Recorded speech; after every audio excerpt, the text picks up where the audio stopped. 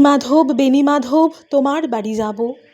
বেণীমাধব তুমি কি আর আমার কথা ভাবো? বেণীমাধব মোহন বাঁশি তমাল তরুমূলে বাজিয়েছিলে আমি তখন মালতী স্কুলে।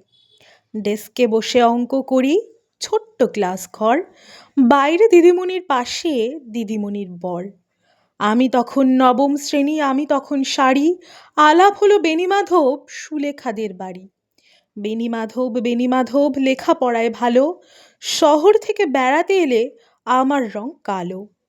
তোমায় দেখে এক দৌড়ে পালিয়ে গেছি ঘরে, বেণীমাধব আমার বাবা দোকানে কাজ করে।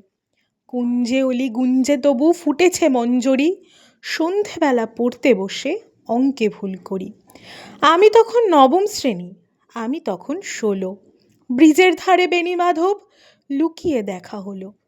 বেণীমাধব এতদিন পরে, সত্যি বলো সেসব কথা এখনো মনে পড়ে?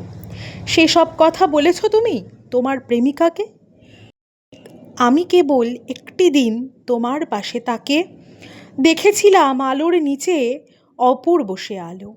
স্বীকার করি দুজনকেই মানিয়েছিল ভালো। জড়িয়ে দিল চোখ আমার, পুড়িয়ে দিল চোখ।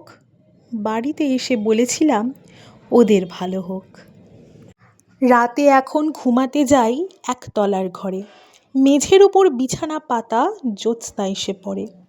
আমার পরে যে বোন ছিল চোরা পথের বাঁকে, মিলিয়ে গেছে জানি না আজ কার সঙ্গে থাকে।